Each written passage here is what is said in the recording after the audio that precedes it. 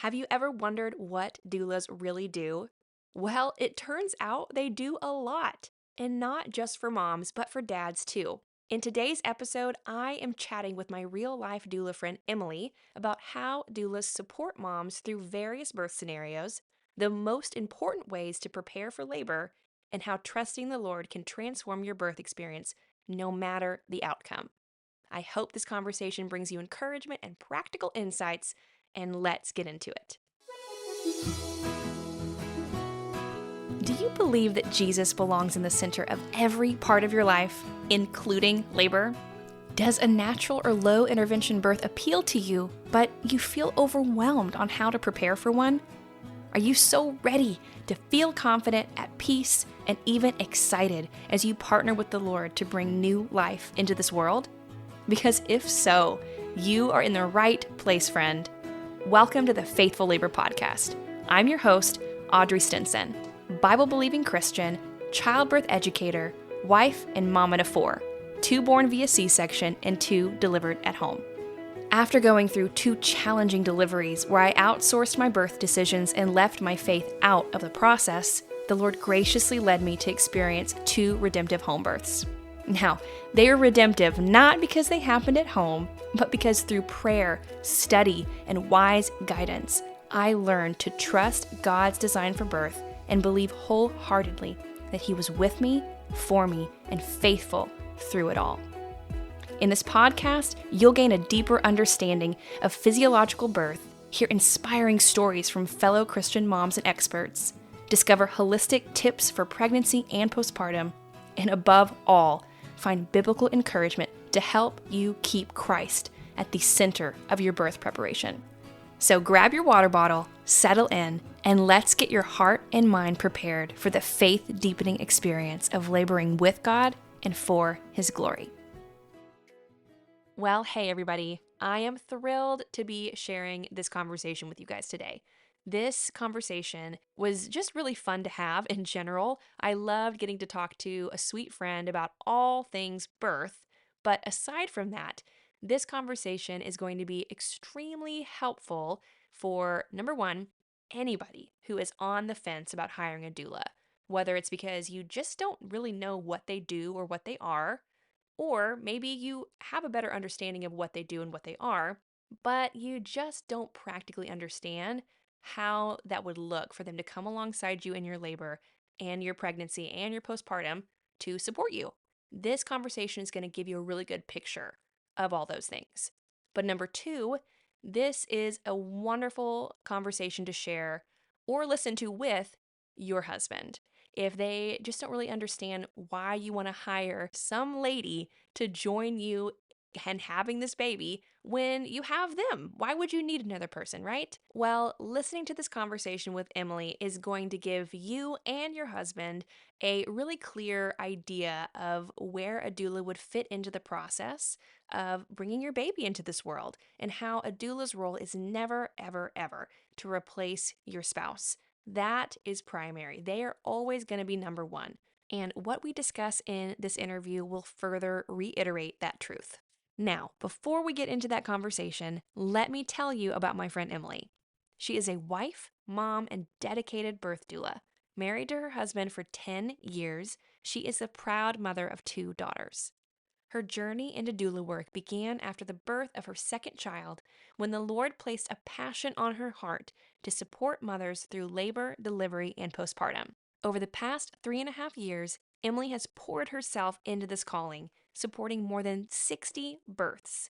From home birth to C-sections, she has walked alongside moms through nearly every type of birth experience and looks forward to continuing this meaningful work for years to come. And without further ado, here is my conversation with Emily.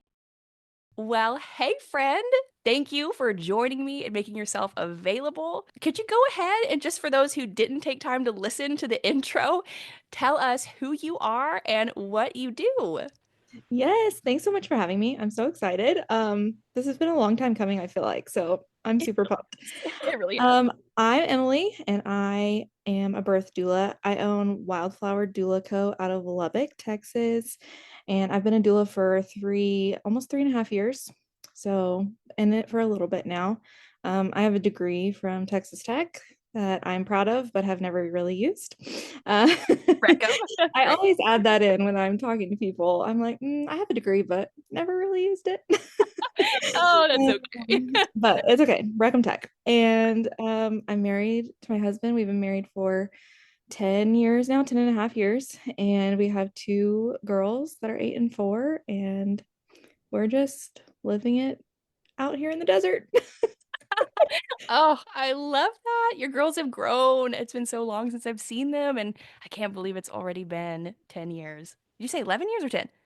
10 and a half. Yeah. So we're like exactly 10 and a half. So it's kind of wild. Congratulations. Okay, I have loved that we have been able to keep in touch over the years, even after I moved away from the desert.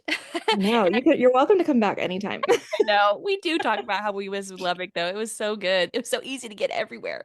But I've also, over the past few years, really enjoyed this little uptick in us chatting more over our shared love for birth and all things birth work.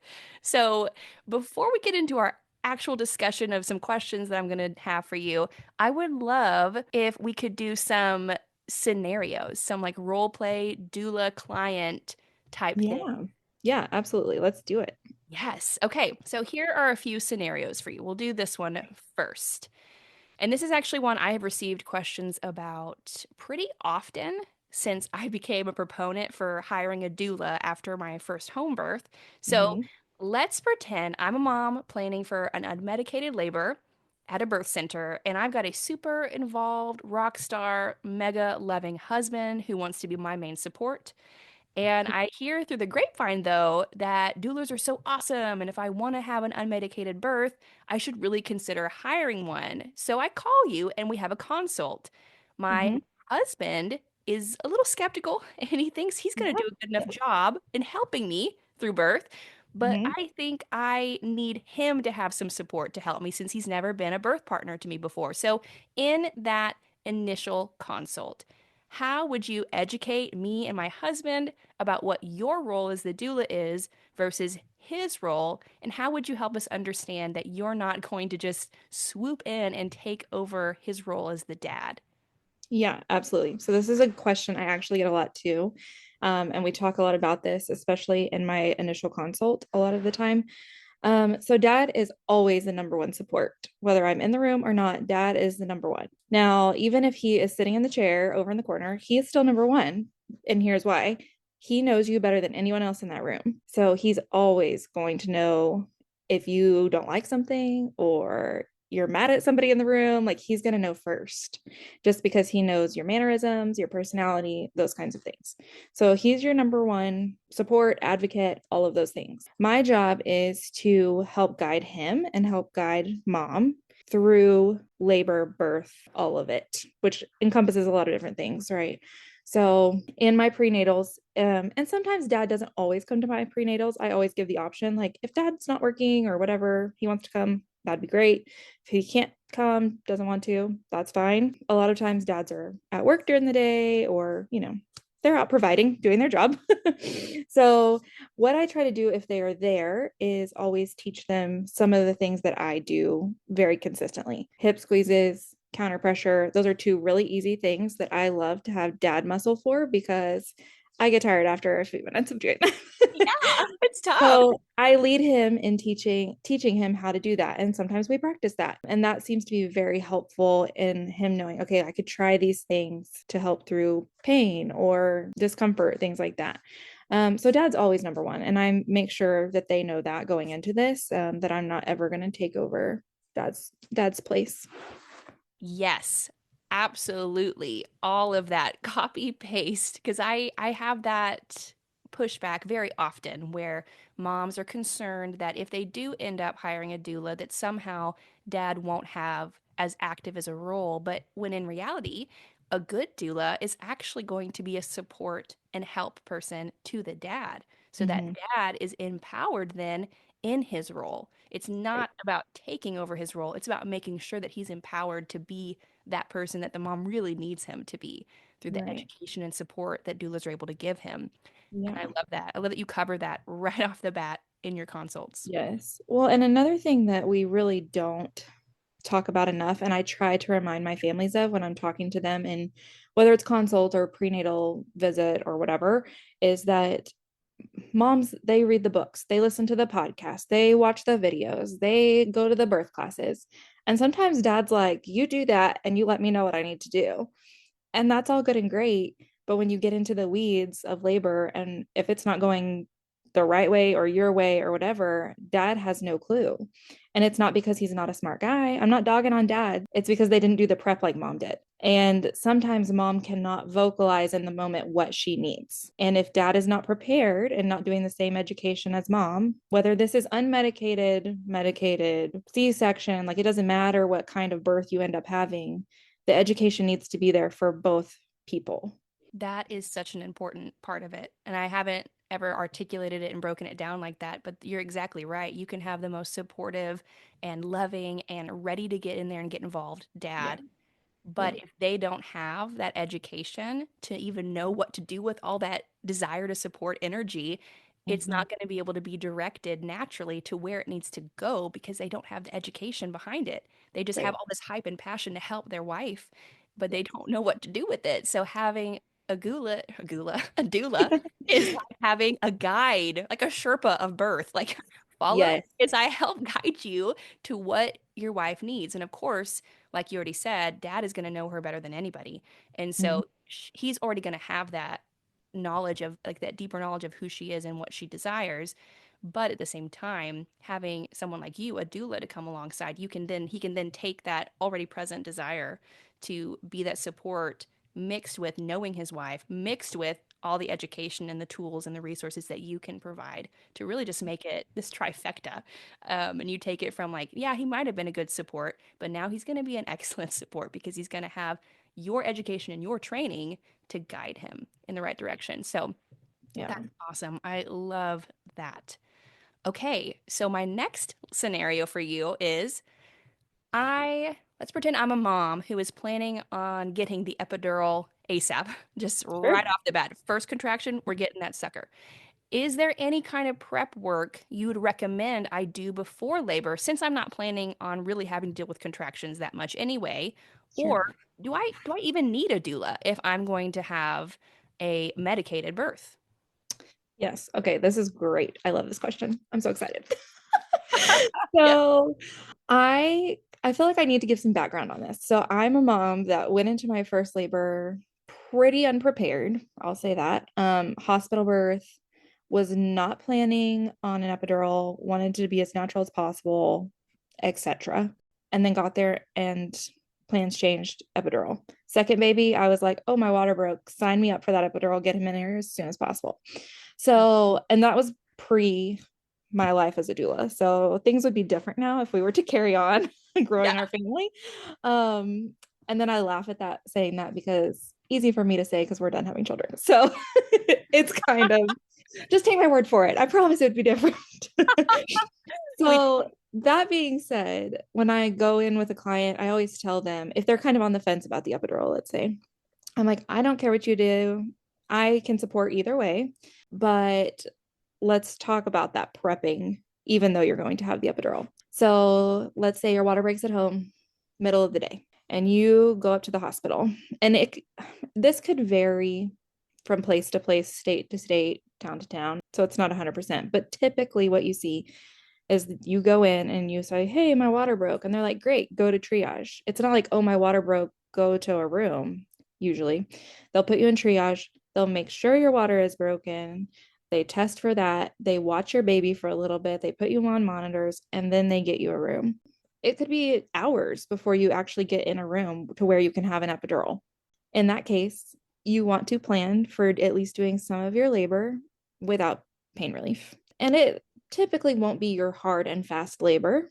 It will typically be pretty slow. Contractions are pretty spread apart, more like cramping, but we don't know that. That's just what's typical. Yeah. Things can change. I had a mom recently that thought she was going to go natural, got to the hospital, decided that is not what she wanted to do, had gone into labor on her own. She was like a 4 to 5 when she got there. I went to her pretty quickly. And by the time I got there, she was a 6 to a 7. 30 minutes later, we had a baby. My goodness. Yeah, Yes, so plans fast. changed. So not only is she dealing with, oh man, I really do actually want that pain relief. And then us looking at her and being like, hey, the anesthesiologist probably isn't going to get here. So now you're dealing with a lot of other stuff emotionally that you were not prepared for. So I like for my clients to prepare as if they are not going to have an epidural, even if they think they are going to have one. And 99% of the time, you're going to get to have your epidural, right? But you never know what's going to happen, especially if you're a first timer, because you've never labored before, your body's never done it. Typically, it takes a little longer, but not always. So there's all these little caveats that we see in labor, and we just don't know. So the best thing you can do if you're planning to have an epidural is plan that you're not going to have an epidural, even if you're planning for it. And just at least know how to get through your early labor contractions without pain relief.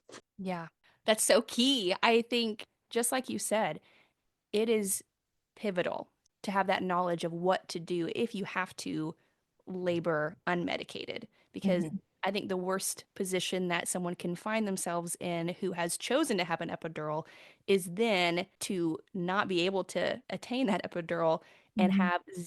have done zero prep work ahead of time, knowing how then to manage those contractions, how to not even just manage contractions, but how to manage your own fears or anxieties or worries that might pop up when Mm-hmm. the intensity of those contractions picks up, which is very natural, like as we both know, and maybe people listening don't, but during transition, there's that major tipping over of hormones Yep. that you could be cool, calm, and collected naturally about lots of different things. But when you have that massive flip-flop of hormones, and I correct me if this is the right order, but I'm pretty sure it's oxytocin, and then it flips on itself and does adrenaline. Is that what happens? I can't remember, but anyway, I think it's Got something that. like I that. have no idea. Science. I know. Sorry, there's my nurse brain came out. Your nurse brain is showing. That that stuff just makes me giddy. I love to know that stuff. But anyway, there is a massive shift of hormones, and a lot of times, not every time, but a lot of times, women will report during that transition to have increased anxiety and fear and worry. So even if you're kind of moving through everything okay, you might have this sudden influx of anxiety. And if you have no idea what's number one happening in your body, so there's a shameless pitch for it to understand the labor process, period. And I know you teach birth classes, and I'm sure that's part of it because to be informed on that is key as well. Right. But to have an understanding of what is happening in your body, so important. But then the second part of it is when you're having this massive shift and you're moving out of active contractions and you're moving into that pushing phase, to have done like breath work, coping techniques, any sort of mental prep Mm-hmm. beforehand, that is going to carry you to the finish line of birth with the least amount of trauma Yes. if you have at least done something in the backdrop, even though you still planned to have that epidural. Because God forbid it doesn't work out. Like you said, most of the time it happens. But there are those incidences where it doesn't. And when I hear those stories, it breaks my heart for those moms because you can tell they didn't feel supported and they didn't know what to do with all those sensations that they didn't prepare to ever experience. So, Right. absolutely such an important thing. I'm so glad your clients have you. And the other part of that, though, was if a mom is wanting an epidural, do they even need you? Like, do they need a doula? Is Right. there benefit in that too? Yeah. So absolutely. I would guess to say probably like 60% of my moms want an epidural. And maybe it's more like 50 to 60%. But that's still like half of my business, half of my clientele are planning on an epidural at some point, and that is okay. Some of them want to labor as long as they possibly can without it, which is great. And for that, that looks different for everybody. Some people, that's like a 7. They're 7 centimeters and starting to feel like kind of pushy before they want it. Some people, they're like a 2 and they're like, I just don't really want to do this anymore. And like, that's cool. Whatever you are comfortable with, I am your girl. Like, I'm here to back you up. But yeah, there's things I still do with my moms that get epidurals. So one of those major things is to make sure that your epidural sits in correctly and you're not feeling what we consider hot spots. So you can plan for your epidural and your epidural might work great on your right side, and your left side, you might be like, still feeling pretty much everything. And there's things that we do to correct that and fix that. The things I do is shifting how you're laying in the bed. So epidural, we know that means you're not getting out of bed until that epidural has completely worn off after you have your baby. But I will shift people into different positions to help them shift that medication to the right side because it works with gravity. So we are making sure that you're good and numb, whatever that looks like. And then the second thing that I do is position changes.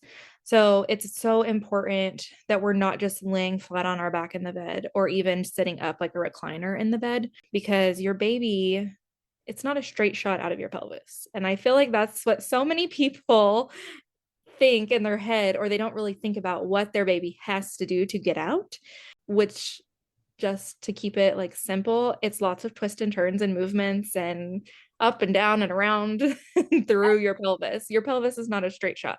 And I kind of think that's a lot of times what guys picture. Because when I talk to dads about this, they're like, wait a minute, what happens? And I'm like, Right. they're Right. like, wait, baby's facing this way and we're going to get them to turn around. And I'm like, yes, we are. We are Yes, going to get your we baby to are. turn around. I mean, So, baby's a key participant. Like they are in yes. the birth process too. We forget that so often. Yeah. Yeah. So we're having mom do all these movements like in an unmedicated labor. I'm having mom do all these different moves and things. And it's not just so mom's moving, it's so your baby can move too. Like we're making space for baby.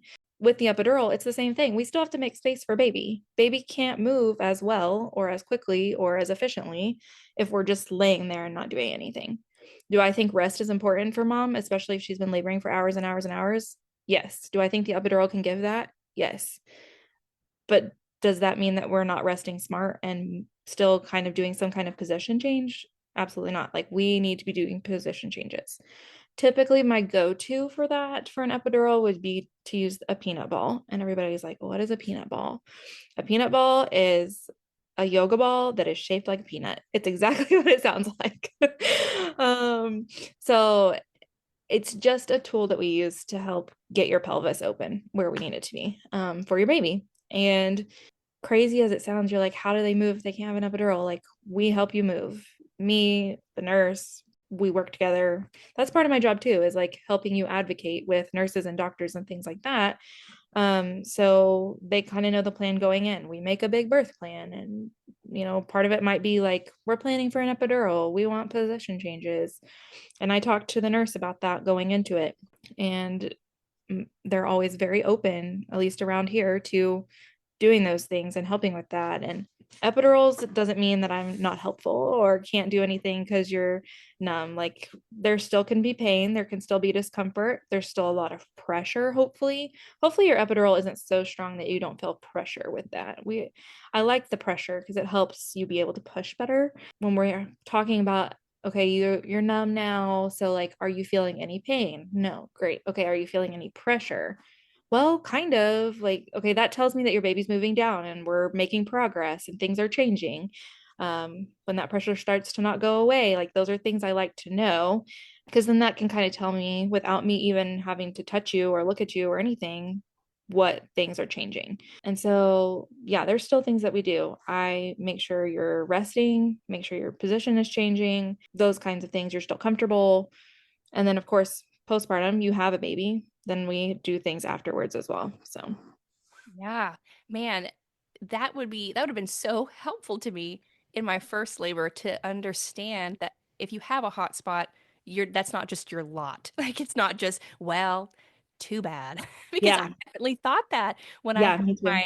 And I mean, you're educating me. That's so helpful to know because yeah, whenever I had my epidural with my first, the reason I had to end up going down for general anesthesia when we had to go for our emergency C-section is because I wasn't totally numb, and so I could have just been wheeled in and we could have just done the whole thing, but I had to go completely under. And then there is something so wild about going to sleep and then waking up and you're a mom and all of a sudden Yeah, gowns down and somebody's putting a baby on your boob and you're like, oh my goodness, I just took a nap and now yeah. I'm a mom. Like this is Now I crazy. have a baby. And Yeah. now I have a baby. And so, Wow. yeah, but I had no idea that positioning could have affected the hotspot. So that's For incredibly sure. helpful to know.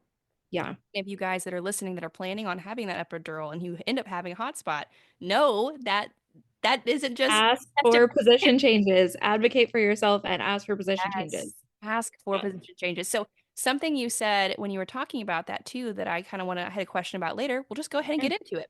What is the difference between an L&D nurse supporting a mom in labor versus having a doula and also the assigned nurse? Because I think some people think, well, I'm just going to have a nurse there to help me. So why do I need a doula? Right. So, first, the biggest difference is just so we're all on the same page, doulas are not medical at all. So, I will never check a cervix. I'm not going to listen to heart tones. I don't own a Doppler. That's out of my scope of practice. So, nothing medical. I can't read monitors to you, those kinds of things. I am there for emotional, physical, mental support, whatever that looks like, which is encompasses lots of different things. Your nurse is there to do all the medical stuff. She'll check your cervix. She'll give you meds. She will help you read monitors if you're curious about that. She fixes the monitors on your belly, all of those kinds of things, and like normal nursing things, right? She's there to do. But if your doula and your nurse can have a good relationship and work together, and then doula can be like, hey, here is their birth plan. This is kind of what we're looking for. This is what we're wanting to do as much as possible, those kinds of things, and kind of just go into it with that good, making a good relationship. That can be really helpful to how your birth goes. Typically in L&D, at least what I see here, is nurse to patient is a 1-to-1 ratio. So they typically have 1-to-1. Now, Christmas time, it has been crazy around here. And so there was several times, and just when I was up there, and I take a limited amount of clients a month, but just when I was up there, nurses were having 2 patients apiece, so most of them, or all of them, or a good chunk of them. And it's just because we were so busy. And when it comes to that, your nurse may not be just right there at the drop of a hat as she would be if it was a 1-to-1 ratio. If she's delivering the girl next door to you and you need a popsicle, like that's very, I mean, that's fine. Like that's what they're there for. We have popsicles, we have ice chips, we want to give you those things. Um, but it just may not be instantaneous all the time, especially if she's having to help in another room. So I think just having somebody there that can be like, yeah, everything is normal. That pressure you're feeling, that is normal right now. And those kinds of things. Now, of course, if there became like an emergency, again, a doula is there to be like, oh yeah, this is an emergency. I need to go get some help. Those kinds of things. And it just really helps you feel supported in whatever you end up going through, whether that's the hardest thing for you is pain, or the hardest part of this is like, well, emotional, or like lots of questions that seem to pop up at the last minute. um that's what we're there for. That's what a doula is there for. And that's the fun part of my job. Like I like being there to answer the questions and make sure you are comfortable if that's what we're going for, or make sure you feel like you are progressing and just in like a good headspace and helping you become a mom. Yeah. Oh, I love that. Man, I'm jealous now of everybody that gets to have you as a doula. Oh, thanks. I That's sweet. I mean, don't get me wrong. I absolutely loved the doula that we had for our 2 most recent births. However, I have no doubt in my mind that you are a phenomenal support to Oh, you're sweet. every woman. Yeah, to every woman who's gotten the chance to have you at her birth. So, what a blessing I'm sure you are. Okay, that actually is perfect. Moving into my next scenario, we're just hopping all around over here. I love it. It was great. Yeah, it's like the Lord ordained it this way. Just so perfect. Okay, my next little scenario here is say I am a mom who is really desiring a low intervention birth in the hospital setting. I Yep. have worked with you to create an ideal birth plan that fits my desires, that also clearly outlines the things I do not desire or I do not want. Sure. So, how can you help me feel like I have a voice and that my wishes are being heard when the hospital staff maybe starts to go against what I have requested? Sure. So the best way I can do this is like give an example. Let's say we've planned this like completely natural birth and you even go into labor on your own and your contractions are doing what they're supposed to do on their own. Everything's great. But you get to like 5, it's usually about 5 centimeters, and you start to panic and you can't get control of your breathing. And I'm always there coaching you through how to breathe, or let's try this position to see if this helps. Those kinds of things to try to help you cope with what you're feeling. I hate referring to it as pain because when people think pain, they think I fell down the stairs and broke my leg and I'm in pain.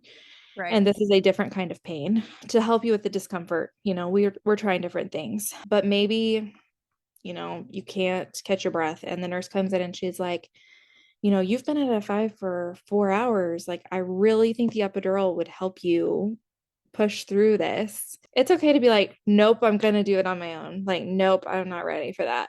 It's okay to say that. They can't really force you to do that. They can come in and tell you all the risk and all the benefits of whatever intervention they're wanting to do, but it's mom and dad's responsibility to advocate for themselves and be like, no, I'm not going to do that. I'm not going to do that.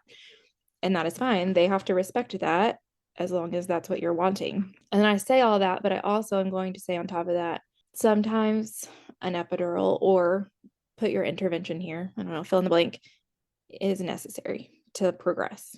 I hate it when mom's birth plans don't go the way they are picturing in their heads, because that is kind of an emotional hurdle we have to get over later in postpartum, and postpartum's already hard enough, so like adding hurdles to that is really tough. Yeah. um but sometimes it's necessary to get us where we need to be. It's really hard to be at 5 centimeters for a long extended amount of time and not be able to progress. The biggest thing is, if your body cannot relax during your contractions, then you're probably not going to progress very well, unless your body is just like, and some people's do. Some people's do. I've seen it happen. um I've seen people go from a 5 to a 10, not wanting to go from a 5 to a 10, and fighting it and fighting it and fighting it in 30 minutes. It happens. It's rare. Don't get scared. I don't want people that will hear this be like, oh my gosh, I'm gonna go from 5 to a 10 in 30 minutes. No, you're not. You're probably not. Yeah. But it's good to know what can happen instead of Yeah, it can happen. not knowing that it could. Yeah. Yeah. But if you're not able to relax through those, your body's probably not going to get where it needs to be in a decent amount of time. And the more out of control you get with your breathing and with your emotions, and if you're just crying and crying and crying and crying and crying and can't bring yourself back from that, then we're going to have a harder time progressing. And so that's when I think of things like epidurals are good interventions at that point, even if we weren't wanting it originally, just to help you kind of relax and get some rest. Because at that point, that's probably what you need. And there's lots of different scenarios for all kinds of different interventions. It's not just the epidural, but that is a big one that we talk about a lot, a lot.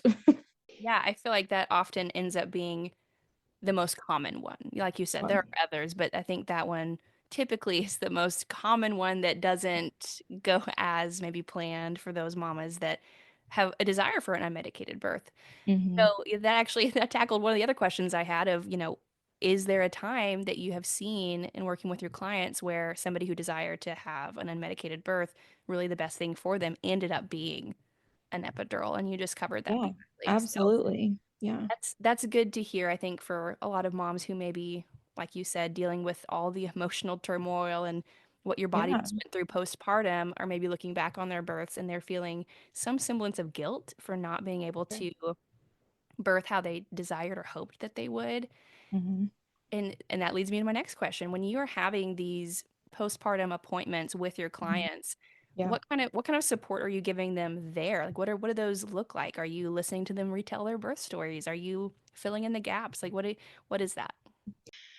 What I like to do, especially with my private clients, so my business looks different than some people's, because one of our hospitals here contracts doulas. And so I'm able to be contracted and help at that hospital as well as take private clients elsewhere. So we do home births and out of hospital, and we have more than one hospital here. So I'm able to do all of those things. But my private clients, I get to spend a lot more time with them. And so I get to know them a little bit better. I also, you typically spend more time with them while they're in labor. So we really kind of get into the weeds, and I feel like a big responsibility to them. And I kind of feel like they're my best friend when I leave. And when I first started, side story, but when I first started, I did not know boundaries very well as far as like business and like how much time I should be spending with each client. And I was a very, very new doula. I spent 3 days with a family. Walking out of there, we're still friends. I But love you have that. to be at this point. You have to be 3 days together. It's just, it is what it is at that point. I love that. Yeah. Yeah. It's a great story we tell. But postpartum, so when we go into those appointments, it's okay, first off, how are you feeling? How's your body feeling? How's your baby doing? Is baby eating? Are we having breastfeeding issues? I do have some moms that just choose to pump from the get-go or do formula from the get-go, and that is totally great. So we talk about that. Make sure they know what to do if they're trying to dry up their supply immediately, those kinds of things. Next, it usually is birth story. Like, okay, what are you happy about from your labor? What are you not happy about from your labor? I try to do the not happy one first because then we get to do the happy stuff. Yeah. So we talk through all of those things. Like some people just had a really long labor, so they're just really tired and they're like, that kind of sucked. I don't really love that it was 36 hours long. And I'm always like, I don't love that for you either. I do not. Of course. Um, I don't want anybody to have a labor that long, especially if you're not resting. So we talk about those things. And then of course I give lots of resources like, okay, are you needing more breastfeeding support? Do we need to see a CLC or an IBCLC? Are we needing counseling? Like, was our birth really traumatic? And even though we did everything in our power to not make it be, it was still really hard. Do we need to see a counselor? A lot of my moms want to do pelvic floor later. And so you can't, of course, do not start that right away. But, I give them the resource for that for once they are healed, they can start their pelvic floor and their doctor allows them to do that. Yeah, those are the main things that I really see as far as postpartum, like resources that are needed. But yeah, we really just, most of our time is rehashing that birth and just making sure that they emotionally feel okay about it. Whether or not it went the way they wanted, I don't want them to feel completely traumatized when I leave there. And so we try to break down some of those harder things. Maybe baby had to go to the NICU right away. That's hard to think you're going to get to hold your baby and then baby get whisked away. That can be, especially if that was a big fear going into labor and birth, it becomes reality, which makes it really hard. So there's all kinds of things that can happen, but yeah, we try to rehash that in postpartum and make sure everybody's comfortable moving forward. Yeah, man, I just think having, first off, having a doula would have made such a difference in my first two labors. But aside from that, having a doula, just even just a postpartum doula, if that's all Right. I had, Mhm. man, what a blessing that would have been to early first time mom Audrey. I didn't realize it until I was really processing through my first two births in preparation for my first home birth because I had to do a lot of mental a Yeah. lot of mental work to prepare from having two C-sections to going from that to having a home birth. But as I was working through all of that, it started to come up that I really did harbor feelings of feeling like a failure because I had not had a vaginal delivery. And early on postpartum, if you had asked me, how are you feeling about your birth? I would have been like, well, I'm just glad that mom and baby are alive. Like, I'm just happy that we're okay. Right. But it deep set in me. If I had somebody who came to my house and didn't just ask me in passing like most people were doing, just out of curiosity, and I had real friends ask me those things, and they probably would have loved if I had talked to them about it, but I didn't feel like I had um, the awareness as a new mom anyway to really know like what is just normal postpartum struggles and thinking Mhm. about your birth in a negative light because that's really all I was surrounded by anyway. Yeah. It's just normal to have a bad birth or have like a birth that didn't go as planned and you've got your baby here, you're a mom now, you figure it Mhm. out. But Yeah. having somebody who could have sat with me and really just hold space, which I Mhm. think is a big part of a doula's job description, to be a space holder and just be there, you Yeah. know? If I had someone who had been able to do that, I think I would have processed through a lot better and a lot earlier a lot of those feelings of guilt that I was clinging to about not having a what I would have considered prior a normal, I'm doing air quotes, a Mhm. normal birth experience and therefore a normal postpartum where I wasn't only recovering postpartum, but also recovering from a major abdominal surgery. And even though now looking back, like I really wouldn't trade anything I went through because God has so beautifully used it in writing my story and showing up faithfully to me in ways that I would have never seen him and experienced him that have shaped my faith and deepened my faith and refined me in ways that I wouldn't trade for anything. Right. But at the time, of course, I really could have used some additional processing and support from a doula, from somebody who either was at my birth or who understands birth and can listen without judgment and love and support me through those feelings. Well, and just because now you're on the other side of it and you're like, I'm so glad I went through that. That doesn't mean it wasn't awful in the midst of 9 years ago being in the center of that. Being postpartum at all is hard, whether you have a great birth experience or a terrible one. Postpartum is just a lot. It's a lot to take in. You're learning a new human. Most of the time, you're learning how to breastfeed. A lot of moms, or just how to feed in general, honestly, is complicated. um, your body is sore and just kind of broken down in a way, and it's doing everything it's supposed to do, but it might feel broken.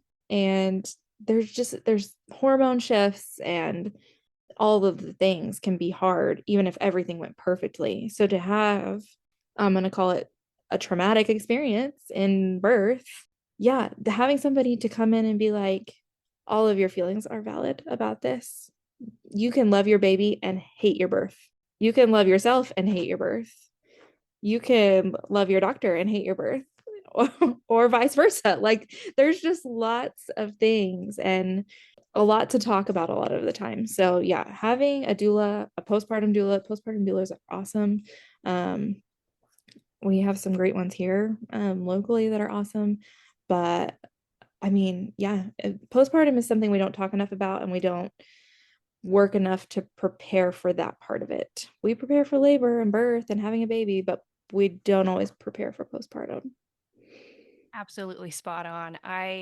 One of my best friends just had her first baby, and I absolutely loved getting to bless her with like a little postpartum cart that I went to her house when she was in the hospital, and I just set it up for her because Oh, that's such a good I idea. was thinking about, when I was a first time mom and I Yeah. had zero idea of what I would need. I Yep. did not have a thought in my mind that I might need some Yeah. extra briefs. Yeah, exactly. Yes. I loved those things. I wore them way longer than I should have. I had like my jeans pulled up over them. I would They love. work great. Everybody needs them. I have a postpartum shopping list, and that is the number one thing on the list. Oh my goodness. Okay, you need to send me Yes, that link after we get done talking because I will I put would it in love to. the show notes because Okay. that is clutch. But Yeah. I went to her house and I filled it up with all these things. Nothing novel. Like I don't have like some new secret thing that really made the biggest difference, but it was just really basic postpartum after vaginal delivery things.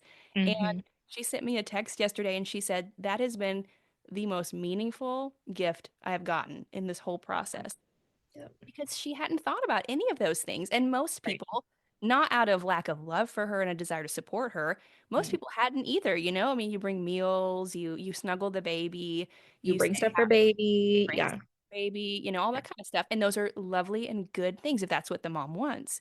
Right. But just like the practicals of how to support a woman's body postpartum or like some tools and things that she might Hmm. need. Like I Yep. got her body wipes, because when you're laying in bed, you're like, just stay in bed, don't get out of bed. Okay, but I'm That's sweaty. a great idea. I have the postpartum sweats. Okay. I am stank beyond anything I've Yeah. ever smelled before. I Yeah. need like just have some wipes, like all that kind of stuff. And yeah, I love that. So definitely send me your postpartum I'll cart and send you the list. and people who are listening can go find that in the show notes. So okay, with all of this, in your history of being a doula now, Hmm. and you don't have to give like specifics, you can do like a more general if you want to, but which births have you seen that you feel like the mom really had a beautiful birth experience? Either it was because it was the birth experience she wanted to a T, or rather, maybe it wasn't, but she was so pleased with it. She was so happy with how it all worked out. And if possible, was there like a faith connection? Like, was it because of her faith in the Lord? Hmm. Or do you have anything like that? Yeah. Oh gosh, I feel like I could tell stories about this all day long. And I could Um, listen all day long. Yeah. so the first thing would be, just because your birth doesn't go the way you plan doesn't mean it's not wonderful. I've had moms that we have changed plans. We've even changed locations for birthing and in the middle of labor, and Wow. they're still happy in the end. Like, they still are. I Pleased is maybe not the right word, but they have a sense of peace about how things went. And I personally believe that you cannot have that peace without having the Lord involved in your birth. And I know you talked about this on another podcast because I listened to you talk about it. And I was just in my car being like, yes, yes, yes, Yeah. that's exactly right. You have to invite the Lord into your plans. And whether I think he will shift your heart towards his plans and you being open to maybe you still plan to have your baby at home. I don't know. But halfway through your labor, y'all realize that that is not going to happen. The Lord has already ordained all of those things. Amen. So just go ahead. You take that pregnancy test and find out you're pregnant. You start praying right away about your labor and your birth. Yes, you pray about your baby, but you're going to pray about your labor and your birth. And for the Lord to bring you the right people, whether that's a doula, a midwife, a nurse, a doctor, you're going to pray for the correct people to be on shift. Pray about every staff member that's going to be at wherever when you're giving birth. You're going to pray about how long your labor is. To like, if you want your labor to be 4 hours, which I don't recommend, but a little bit longer is great. um, yeah. Coming, you had a very quick labor. Yes, I did. It's tough. It was Yeah, fast and furious, man. yeah. Somewhere in the middle is a good Yeah. I don't know exact. I'm not gonna say a number, but like a middle of the road kind of length of labor is good to pray for because really long is very annoying. Really short is shocking. So Good word for it. Yes. so like you're literally gonna pray about every single detail that you want. And I know the Lord hears those things and he takes those things seriously just like we do, and he wants to give you the desires of your heart. But we have to have our plans aligned with his.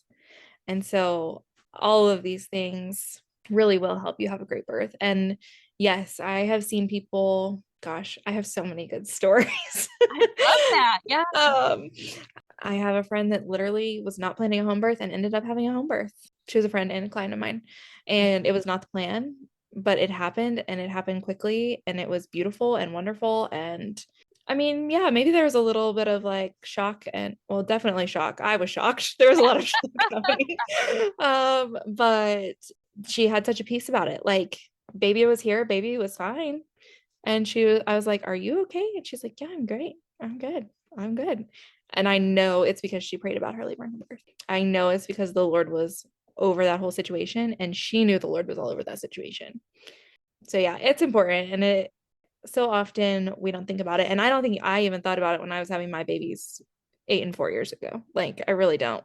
Of course, you pray for a healthy baby and a healthy mom. Of course. That's what everybody prays for.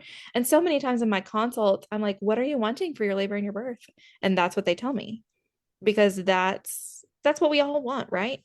And when we're doing birth planning, that's the first thing they tell me. And I'm like, okay, but there's more. Like, what else are we needing? Yeah. Yeah, there's so much more that goes into it than just healthy mom and healthy baby. Of course, that's top priority.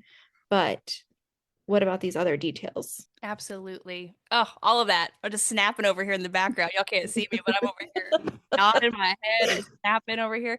Yes, all of that is so true.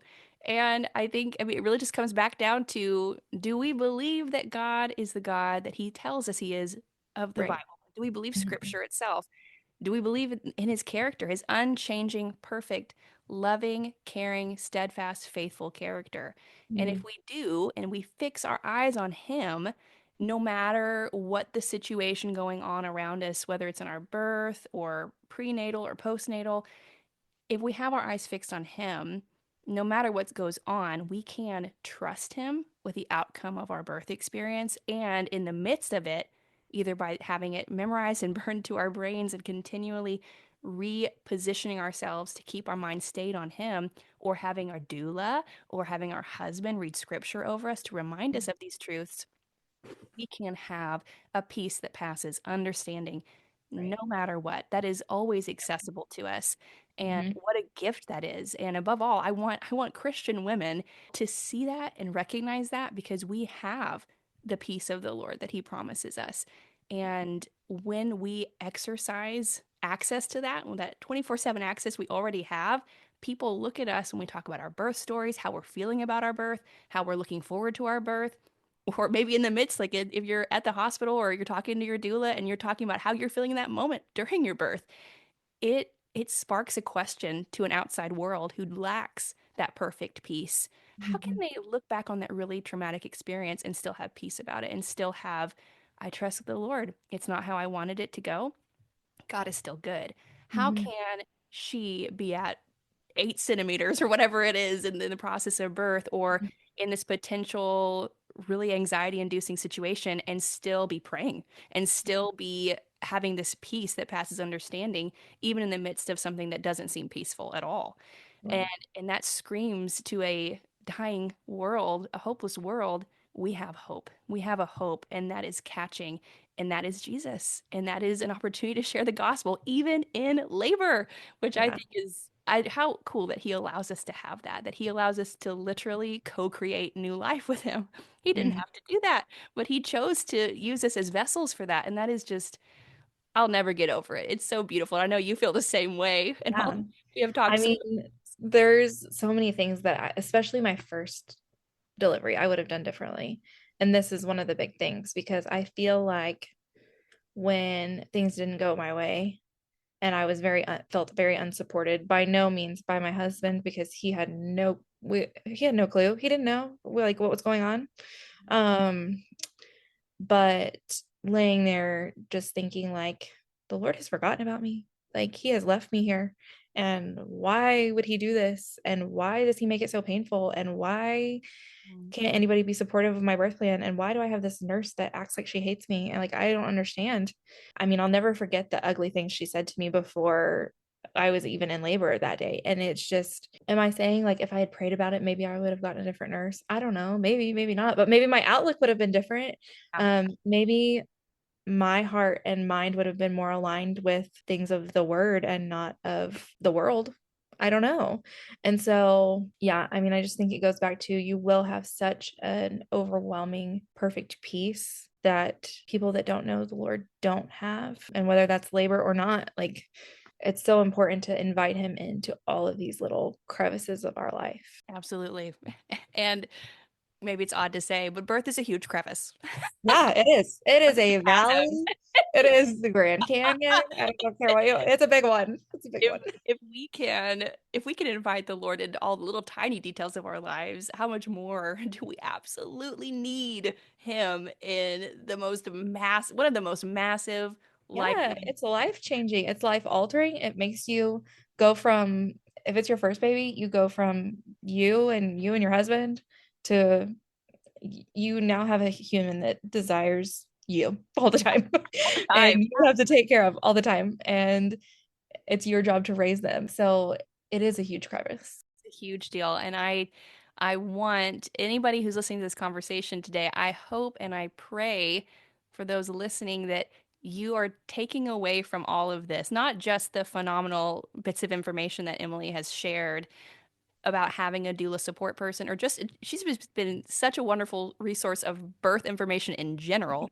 But aside from that information that Emily has shared today, I hope that you're able to see that having the Lord be a part of your birth experience, no matter what it looks like, that as the Christian laboring mom, that is the biggest thing we can we can encourage you to do today, is to recognize first and foremost how much you need the Lord in birth and in life, and then invite him into literally every aspect of your pregnancy, birth, postpartum, motherhood. He's everything. He is the crux of all things. If you have him, you have what you need, even if it doesn't feel like it. Okay, with all of this wonderful conversation, we've covered so many things, but is there anything else that pops to mind, like a final finishing encouragement that you either wish that you had received from somebody in your pregnancies, or that is something that you have shared with your moms as clients that has really resonated and encouraged them? Oh, that is a great question. My first bit of advice really would be to hire a doula. And that maybe that's just postpartum. Maybe you feel like you got the birth stuff under control. So that would be my first thing. Somebody that can support you that's not necessarily in your life all the time. Moms are great, sisters are great, but they're family and they know you so well. It's almost overwhelming sometimes for the mom that's giving birth, because grandmas cry and grandmas think you need an epidural when you're not ready for one. And that can be really hard. So don't let them take the place of a doula that can kind of step back and not be as emotionally involved. I think that's really important. My second thing would be to find a birth class or birth classes that are the same as what you desire for your birth. So if you're going to the hospital and you think the hospital birth class is going to cover what you need to know, do that. But if you're wanting a hospital birth that is unmedicated, as natural as possible, it's important to find a class or classes or books or videos or whatever that are the same as that. Because a lot of times a hospital birth class might teach you how to birth in a hospital, not necessarily how to avoid interventions in a hospital. And that's okay because people want to birth all kinds of ways. And so it's important to have all of these little niche classes, but it's important for you to find the right one for you. Obviously, if you're birthing out of hospital, we need to find classes that accommodate that. So there's lots of things to think about there. As far as encouragement, I would just say, just know no matter what happens, there is a plan from the Lord around surrounding your birth. And everything probably won't go exactly as you planned. Hopefully the big things do, but some of the little things might not. And that's okay. We're going to try not to dwell on those things. And we're going to try to see, always find the good things that happened along the way. Yeah, it's okay to like think about and, remember those things that maybe didn't go great, but we really want to focus on like, okay, what did go well? What can we do maybe the next time that would help things go even better? Or what would I like to do differently next time? Like those things are okay to think about moving forward. Yeah. Oh, you're making me want to have another baby, Emily. Do Always it, do it, do stop it. I won't tell Hunter. But do it here Oh yeah, because I want to be around. right. Move to Lubbock, have another baby. Got it. Done. Check, No, check. but you have been such an encouragement and such a wealth of knowledge, like I've already said. So thank you so much for sharing your wisdom and your input on this. And I pray that this blesses whoever finds it and listens to it. And you can bet we will have you on again at some point. I'm ready when you are. Thanks so much for having me. It was so fun. Thanks for joining me today, friend. If today's episode blessed you, the best way you can let me know is by leaving a written review on Apple Podcasts. You can also tag me on Instagram with a screenshot of today's episode at faithful.labor. Now, before we part ways, I'd like to pray Ephesians 3:20 over you. Now to him who is able to do immeasurably more than all we ask or imagine, according to his power that is at work within us, I pray that God would be mightily glorified through you as you seek to honor him with your faithful labor. Amen, and God bless.